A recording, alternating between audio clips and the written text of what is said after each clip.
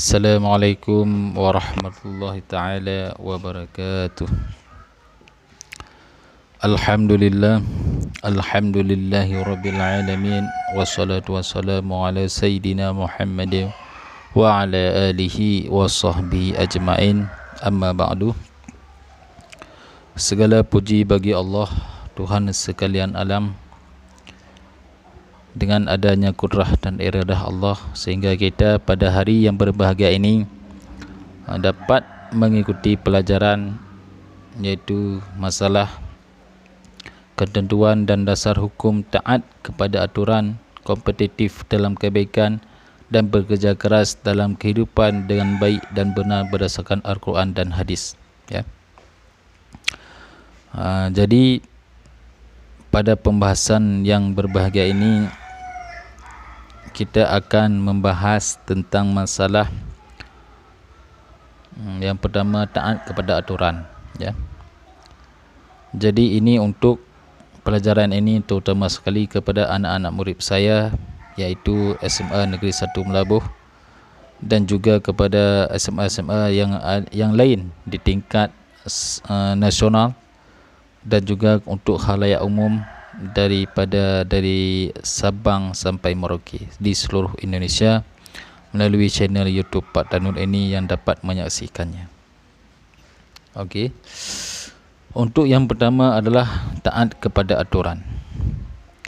Sebagaimana kita ketahui bersama yang bahawa taat kepada aturan ini memiliki hal yang sangat positif. Karena apa? Setiap peraturan yang telah dibuat oleh pemerintah tentunya mengandung sisi yang positif, ya. Karena atas dasar peraturan tersebut, manusia-manusia ini dapat mengikat ataupun terikat dengan peraturan tersebut. Dengan melakukan kesalahan tentunya bertabrakan dengan aturan hukum tersebut, ya. Seseorang misalkan di dalam KUHP masalah kepolisian, ya, seseorang melakukan kejahatan tentunya dihukum berdasarkan hukum-hukum tertentu. Misalkan orang-orang terbunuh kena pasal apa, misalkan orang yang berzina, mencuri, ya, begal, merampok dan sebagainya, tentunya memiliki hukum-hukum yang telah digarisbawahi oleh pemerintah melalui pihak kepolisian. Tentunya dengan hukuman kurungan penjara yang berbeza-beza. Begitu juga dengan aturan yang ada di sekolah, ya. Aturan yang ada di sekolah mengikat siswa kita untuk taat kepada aturan tersebut.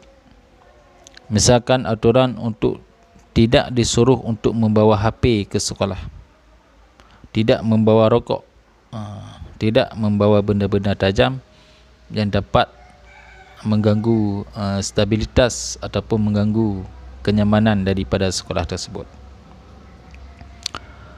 Jadi dalam hal ini, peraturan ini di setiap instansi, baikkah itu di sekolah, ya, universitas, pesantren, tentunya memiliki aturan yang harus kita taati.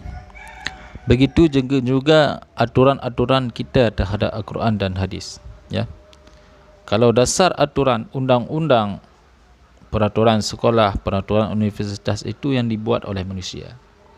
Apalagi peraturan yang digarisbawahi oleh Allah Subhanahu Wa Taala melalui Al-Quran dan Sunnah, ini lebih, ya, bermanfaat lagi untuk kebaikan kita bersama. Allah sudah melarang kita berzina, melarang kita meminum minuman keras, berganja, berjudi dan sebagainya. Itu ada dampak mudarat bagi orang yang melakukan hal tersebut, ya. Tentunya setiap peraturan yang telah dibuat oleh Allah dan Rasul memiliki dampak yang positif bagi kita.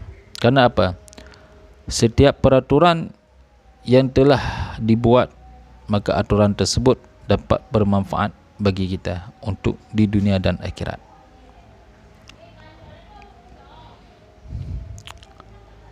Ya, di sini dijelaskan juga aturan daripada ulil amri. Inilah ulil amri, maksudnya adalah pemerintah. Kita taat aturan kepada Allah melalui Al-Quran, taat aturan kepada Rasulullah melalui sunnah Nabi, dan aturan ulil amri melalui pemerintah kita, pemerintah Indonesia, melalui pihak-pihak yang terkait yang berkecimpung di dalam hal tersebut. Ya. Jadi yang kedua, di dalam pembahasan kali ini yang bahawa berkompetisi dalam kebaikan. Ya. Maksudnya adalah agar hidup manusia semakin berkualitas, baik di hadapan Allah Subhanahu wa taala maupun di hadapan sesama makhluk Allah Subhanahu wa taala. Maka manusia wajib menerapkan konsep hidup berkompetisi dalam segala bentuk kebaikan. Ya. Standar kebaikan yang menjadi tolak ukur adalah bentuk kebaikan yang diperintahkan oleh Allah Subhanahu wa taala, Rasulnya. Semua itu telah tertuang di dalam kitab suci Al-Quran dan hadis. Jadi kita disuruh oleh Allah berkompetisi di dalam kehidupan dunia ini, dalam artian berkompetisi di dalam kebaikan, berkompetisi dalam mengerjakan suatu amalan yang dapat bermanfaat di dunia dan akhirat. Jadi kita hidup di dunia ini tentunya memiliki arah dan tujuan dan makna hidup kita ini di dalam dunia ini, ya. Jadi bagaimana kita memanfaatkan kehidupan dunia ini agar menjadi proses yang dapat menambah, ya, pahala kita untuk berubudiah kepada Allah. Bukan dalam artian kompetensi menjatuhkan orang lain dari jabatan yang sudah diembankan kepadanya. Jadi kita jangan sekali-sekali iri kepada orang lain, dengki kepada orang lain, karena dalam hal mengejarkan tahta dan jabatan. Karena sesuatu bangsa, sesuatu kerajaan, suatu organisasi, apabila kita memiliki kompetensi yang tidak sehat, maka dapat merusak kompetensi tersebut. Kenapa? Karena banyak kita baca sejarah, baik itu sejarah khalifah, sejarah Utsmaniyah, sejarah kerajaan-kerajaan lain.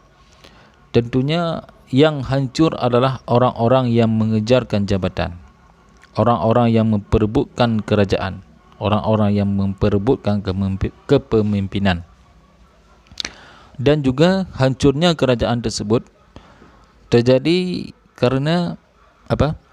Karena di dalam suatu kerajaan tersebut terjadi perselisihan antara saudara-saudaranya, antara kaum-kaumnya, sehingga tidak ada persatuan dan kesatuan di dalam organisasi tersebut. Maka Allah mencabut, ya, orang-orang yang memperebutkan kepemimpinan tersebut ataupun merebutkan tahta suatu kerajaan. Maka Allah akan mencabut anugerah yang dikasih kepada kerajaan tersebut, sehingga dicabut oleh Allah untuk dipindahkan kepada negeri yang lain. Nah, itu maknanya kalau kita berkompetisi tidak menghiraukan nilai-nilai dasar Islam untuk saling memahami, saling menjaga persatuan dan kesatuan di dalam dunia ini. Dan selanjutnya, kebaikan yang kita timbulkan, kebaikan kerja keras, kebaikan yang kita salurkan kepada orang-orang yang fakir, yang duafa, yang miskin, ataupun yang sangat membutuhkan, baikkah itu harta kita, pertolongan tenaga kita, pikiran kita, sehingga dapat menjadi pahala di dalam dunia ini untuk kebaikan yang kita lakukan. Jadi dalam hal melakukan kebaikan tersebut, kita tidak dituntut untuk diberikan manfaat oleh orang lain buat kita. Itu jangan. Jangan kita berucap-ucap ataupun memamerkan kebaikan kita kepada orang lain. Kita di sini dituntut kebaikan adalah kebaikan yang dapat mencari keridhaan Allah. Dengan kebaikan tersebut kita dapat menjadi bekal kita untuk akhirat nanti dengan sebab perbuatan kita yang telah kita lakukan. Yang kita lakukan tidak menuntut pembalasan daripada manusia. Kebaikan yang kita lakukan tidak mencari muka di hadapan masyarakat ataupun manusia. Jadi kebaikan yang kita lakukan adalah untuk manfaatnya adalah untuk akhirat itu. Jadi nawaitu kita bagaimana untuk berbuat kebaikan tersebut, bagaimana dalam proses kebaikan tersebut menjadi nawaitu kita bagaimana kepada orang-orang lain. Itu yang poin yang kedua. Jadi yang ketiga, bekerja keras. Maksud bekerja keras adalah bekerja harus dimiliki oleh umat Islam adalah kaya iman dan harta. Mengapa perlu kaya iman dan harta? Umat Islam yang kaya harta dan kaya iman, mereka akan tetap gemar berbagi. Kerana kekayaan yang sesungguhnya adalah sikap kedermawanan kita. Jadi sikap kita, bagaimana kita mendermakan harta kita kepada orang lain, melakukan perbaikan kita kepada orang lain dengan sebab kita bekerja keras sehingga dapat membantu meringankan orang-orang fakir ini dan miskin ini di sekeliling kita. Banyak kita temukan di dalam lingkungan di sekeliling kita, banyak tetangga-tetangga kita yang fakir dan miskin, tapi kita tidak ada perasaan untuk membantu orang tersebut.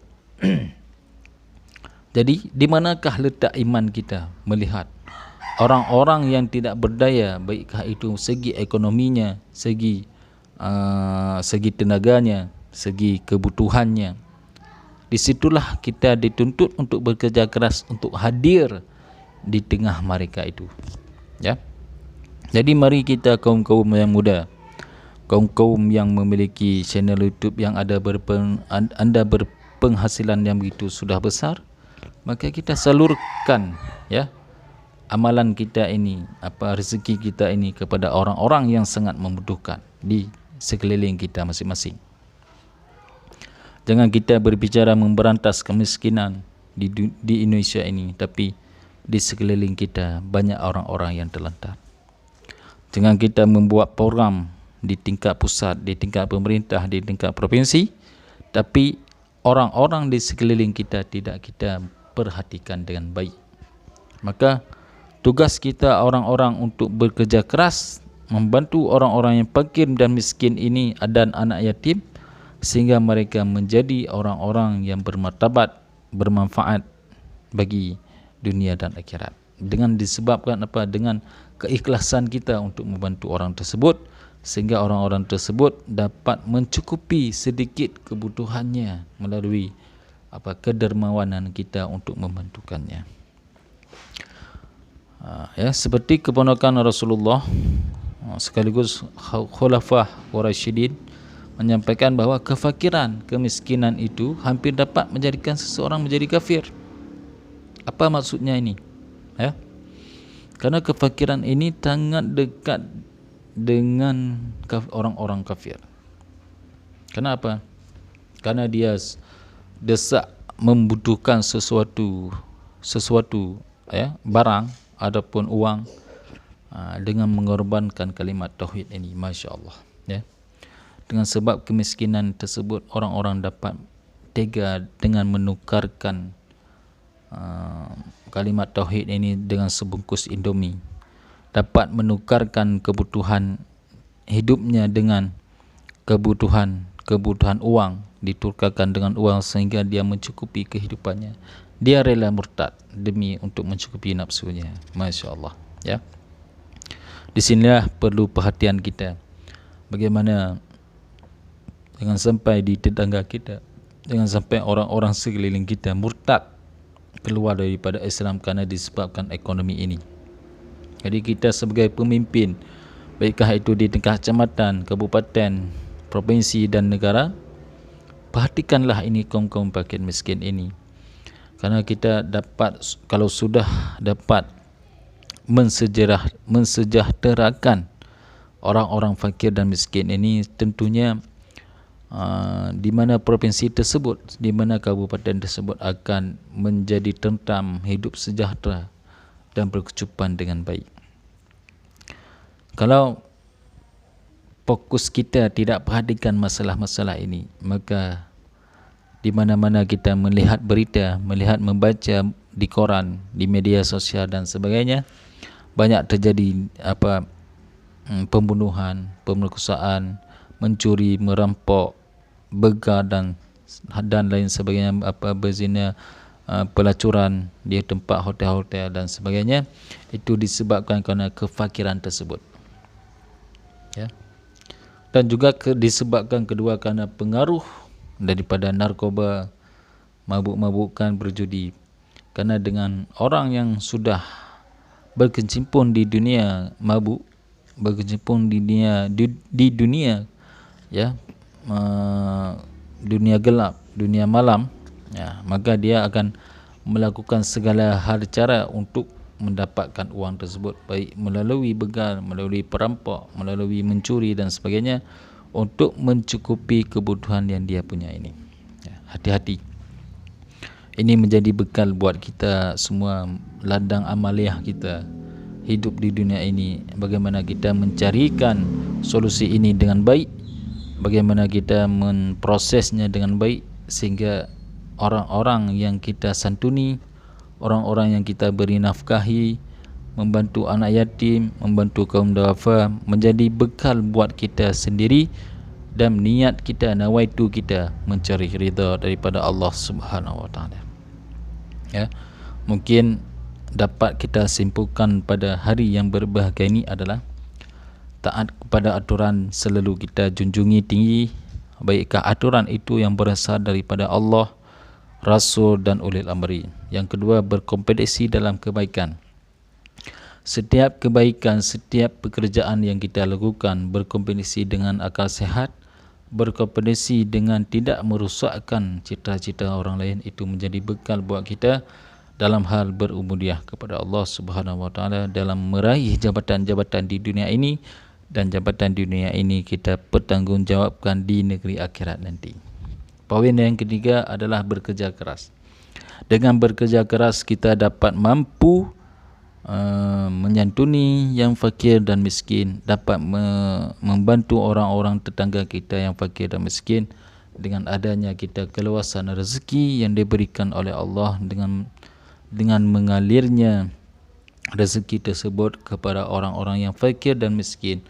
Dengan adanya hal tersebut menjadi bekal buat kita, nawaitu kita mengharapkan ridha daripada Allah, bukan ridha daripada manusia sekalian, bukan junjungan daripada manusia sekalian, tapi kita mengharap ridha Allah. Dengan kita memberi, maka rezeki kita akan berlimpah ganda diberikan oleh Allah Subhanahu wa taala.